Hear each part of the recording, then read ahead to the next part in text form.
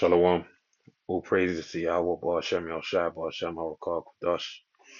Double honors unto the elder apostles and elder bishops of Great Millstone, all well. And shalom to the whole full elect. This is Paya Allah. The title of this video will be determined upon upload. But what I want to go into is really the power of the Heavenly Father, alright? An invisible power, um, the ruler of this world, everything, the creator of everything you see before you. And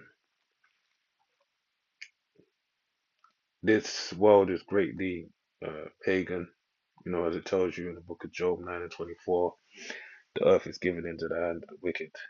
This man and the way he rules, it's due to um, this man and the way he rules is truly just due to the Heavenly Father handing over the power, all right, and fulfilling prophecy. All right, testimony Yahweh Shai is the spirit of prophecy. The prophetic words of Malachi, it says that this man basically you know, basically set up the borders of wickedness. So that's what we're presently seeing in this day and age, the borders of wickedness being existing. All right. But it's going to be short lived. They'll be brought down and stopped abruptly. All right. So there will be known that the Most High ruleth in the kingdom of men. But the Heavenly Father is such a power that He's, set up the bases of men. And within that, they have uh, a time that's been extended to them for them to reign and for them to fulfill said, prophecies that are outlined.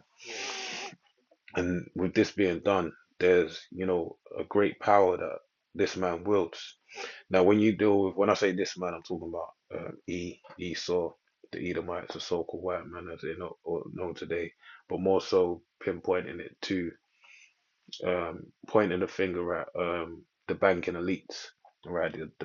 The rulers of this world that know who they are and what they're doing in this time, all right, and the power, the type of goal they have in mind, and how it's adverse to that of what the Heavenly Father has established. Now, this man doing these things, all right, it is terrible because you have many a nation that's been short, those that are in the know, and not as far as prophetically, but just that those that can see that this is an evil time. And if they try and rise up or do anything against this man, they don't have that power because the Heavenly Father has extended that power to E, all right? And that's why you're seeing great acts of violence being done to anyone that opposes him, all right? So, but this is the thing now that the Heavenly Father set up his, we're in the times of the time of the end, all right? As the Lord said, or as it was written by Paul to the Corinthians, or sent forth the apostles last. All right. And within that, we're here to reveal the secrets, the service of the Most High. You know, we have the secrets, those things that have been hidden. All right. And with that duty and that power, the Heavenly Father is going to protect and guide us. And even when it looks like, you know, it's on top, the Lord's always going to be there. All right. Wherever the circumstances is. So I just wanted to build upon that. So this is a book of with a few scriptures, so and Lord willing be edifying. So it's a book of Psalms 105, verse 14 and 15. It reads, He suffered no man to do them wrong, yea, he reproved kings for their sakes, saying, Touch not mine anointed, do my prophets no harm. All right, so let's read this again. He suffered no man to do them wrong, yea, he reproved kings for their sakes. Right, so the Heavenly Father, he had men, he had his nation. When you start with the foundation of our nation, going from Adam down to further on down the line, Noah, Abraham, Isaac, and Jacob, who got his name changed to Israel, and then brought forth the Israelites through his 12 sons, all right, which were established as the tribes of Israel. Now, with that being said, all right, them being established, been set up for the sake of being a memorial to the Heavenly Father upon the earth, an immovable one. So much so, you have the example of the civil war that was had in the time of Judges between Israel and the tribes and the tribe of Benjamin. All right, the tribe of Benjamin had up Israel on two occasions. All right, but the third, three being a magic number, on the third go, they'll basically nearly wiped out of existence down to a handful of men in a few hundred. All right, and everyone had made a vow. All right, that the oath that none of them could have daughters of the tribes.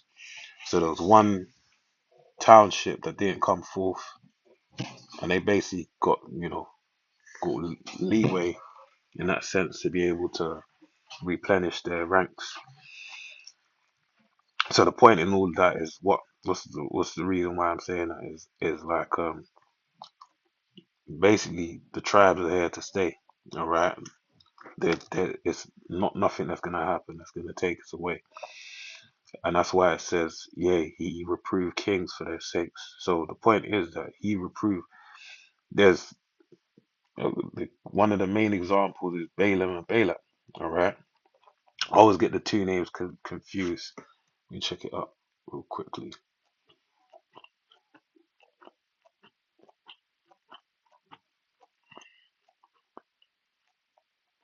Yeah, I thought so. Balaam's the king. All right, and he wanted to curse the children of Israel. But basically, every attempt that Balak tried to make against in cursing the children of Israel, what happened? It turned into a blessing. All right, and that's basically what it is. Us being the children of Israel, the tribes, so-called Negroes, Hispanics, and Native Americans. There's nothing that can be, no tongue can rise up against us in judgment. There's we're a blessed nation, all right. No matter how dire the circumstances are, we're blessed, all right. So it says, verse 15, saying, "Touch not mine anointed, and do my prophets no harm." Right. So we are that of the anointed, all right. The Heavenly Father has anointed us to be His chosen, all right. And no one else has been anointed, no matter what. That can't be undone. So much so when you read the book of Jeremiah, the 31st chapter, it speaks to Israel losing that position by the measuring of the stars in the sky. All right, and I believe um well measuring, and that's something that's it's innumerable. Even as we speak, the space is being stretched, more and more and more. All right, so that's something that can't be done. All right, but it said, saying, "Touch not mine anointed, and do my prophets no harm." Now, just to harken back to the point of reprove kings, what you gotta understand, it says in the book, King Solomon wrote in the book of Ecclesiastes that to basically curse not the king, not even in your mind, all right, not in your bedchambers, which is a secret place. Now that speaks volumes as far as the power that a king wields, all right, the ability and how much you know it is a fearful thing to deal with a king. That's why when you had the three men, which included our forefather Zerubbabel, in the book of Second Ezra, speaking about what was strongest, in order to get favor in the eyes of, I believe it was King Cyrus at the time. One of the second individual spoke as the king, all right, that basically mighty men cower before the king, more or less. All right. You can read it in the book of Second Ezra, the fifth chapter, I believe it is. First Ezra, the fifth chapter. All right. So that shows you the magnitude as to what power a king wields. All right. But the rebuking of a king shows that there's a power that is beyond the power of a king. All right. And that even is personified when You had King David be rebuked by Nathan. All right, that saying something like that get your head put in a charger, man.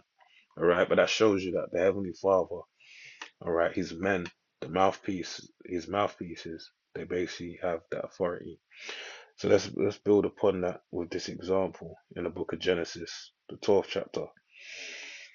So this is Genesis 12 and 1. So it says, Now the Lord Yahweh had said unto Abram, Get thee out of thy country, and from thy kindred, and from thy father's house, unto a land that I will show thee. All right. So Abram, prior to his name being changed to Abraham, all right, Abba Ram, which basically means Abba means father, and Ram means exalted. So father exalted. Verse 2. Mind you, even that name in itself is a heavy name because his wife Sarah, or Sarai, should I say, Sharaya, all right, my princess, all right, Shara is basically princess, and Yah means my. So yeah, my princess, she was barren, all right. The Heavenly Father closed up her womb, so even to be walking around with the name Father exalted and have no children, it's heavy, all right. Is a testament to Nomen omens. Let's read on verse 2. And I will make of thee a great nation. All right, well that's the spirit. Read it again. Now the Lord Yahweh had said unto Abram, Get thee out of thy country and from thy kindred and from thy father's house unto a land that I will show thee. Right. So this was part of the pilgrimage of our forefathers, Abraham, Isaac, and Jacob, whereby they were being sent to the land of Israel to basically scope out the land prior to going into Egypt for the time of Exodus to take place, where the Heavenly Father would establish his name upon the earth, and then in doing so would well establish the power of his chosen people upon the earth and give them glory through his name. Right, verse 2. And I'll make of thee a great nation, and I will bless thee and make thy name great, and thou shalt be a blessing. Right. And I will bless them with that bless thee, and curse him that curseth thee. So I even forgot this was here. But this doubles down on the point I was saying as far as with Balaam and Balak. All right, Balaam asking Balak to curse the children of Israel, but every attempt that was made, it wound up being a blessing unto them. So I'll read it again. And I will bless them that bless thee. I like this.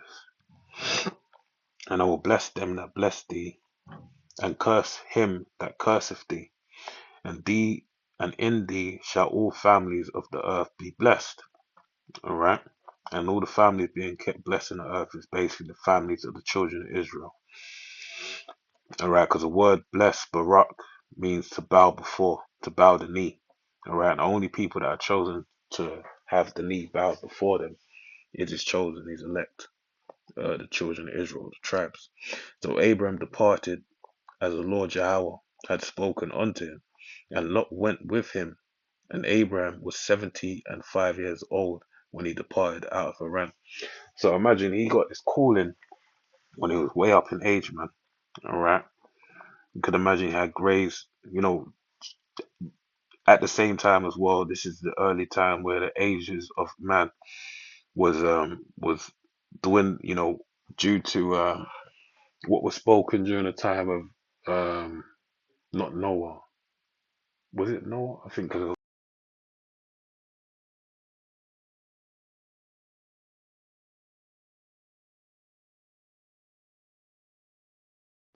there's one during that took place during the time of Noah. Oh, and Psalms, that's the other one. But yeah, Noah would have been the most uh, recent reference to this, alright, which ultimately led to him having somewhat of a, I believe Abram died 215, alright. But the point being is that he was up in age, alright. But going reading on, it says, And Abram took Sarai his wife, and Lot his brother's son, and all their substance that they had gathered, and the souls that they had gotten in Haran. And they went forth to go into the land of Canaan, and into the land of Canaan they came. And Abram passed through the land into the place. Oh man, I read the wrong part. All right, verse 11, my bad. That's the spirit anyway. And it came to pass when he was come near to enter into Egypt, that he said unto Sarai's wife, Behold, all right, I believe it was a famine. Yeah, that's why he left out of the land of Canaan. But let's read on. Um, that he said unto Sarai's wife, behold now, I know that thou art a fair woman to look upon. Right, she was a beautiful woman to look upon. You know, dark skin, glistening, skin, flowing hair, voluptuous body, favorable body, curves in all the right places. They would have, got any man going. All right. Verse 12. Therefore it shall come to pass when the Egyptians shall see thee, that they shall say, This is his wife, and they will kill me, and they will save thee alive. All right. Say, I pray thee, thou art my sister, that it may be well with me for thy sake, and my soul shall live because of thee. So this is Abraham using tact in a sense of understanding that the heathen nations, there's no rules, man. All right, if you go into another nation and they see something that they want, they can take it. All right, if the circumstances are right, and the circumstances, the fact that he's a pilgrim, all right, a nomad, moving from place to place. Basically, this ain't even a time where if someone did inquire, all right, it can just be down to the guy just got lost in the desert and he died. A wild beast fell upon him, or robbers fell upon him and murdered him, wherever. All right. So he used tact in a sense of, let's play it this way, and hopefully they won't bother me. All right. Um, verse 14. And it came to pass that when Abram was come into Egypt, the Egyptians beheld the woman, that she was very fair.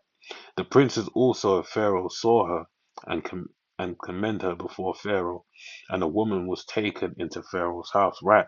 So basically, this woman, Sarah Sarai, foremother, was an extremely beautiful woman to the point where it got Pharaoh going, and even those the princes, the hierarchy within his kingdom, they were even telling him, go get that. Verse 16, and he entered Abram well for her sake, and he had sheep and oxen and he asses and men servants and maid servants and she asses and camels. All right. And the Lord Jehovah plagued Pharaoh and his house with great plagues because of Sarai, Abram's wife. And Pharaoh called Abram and said, What is this that thou hast done unto me? Why didst thou not tell me that she was thy wife? Now, the fact that he even came to Pharaoh and said this, Pharaoh come to Abram and said this, shows the level of, the fact that Pharaoh had sense. All right. I want to say, because the reason why he probably would have known, when you check out what Abram has, he has um, great possessions. And if these curses, this plague would have fell on Pharaoh and his house, it would have been like in the time of Egypt, like when there was no lights in the land of Egypt, but then over in um I forget the name of the land where we was in Egypt, there was light. It would have been night and day. You would have seen that their curse, everyone's looking famished, their cattle was dying and whatnot. But in Abraham's possessions are thriving. All right. So it's verse 18. And Pharaoh called Abram and said, What is this that thou hast done unto me? Why didst thou not tell me that she was thy wife? Why saidst thou, She is my sister? So I might have taken her to me to wife. Now therefore, behold, thy wife, take her and go thy way. Right. So this man had sense. And Pharaoh commanded his men concerning him, and they sent him away, and his wife, and all that he had. So basically, this was a reproving of Pharaoh to the point where, even Pharaoh commanded his men concerning him. He was made known unto them.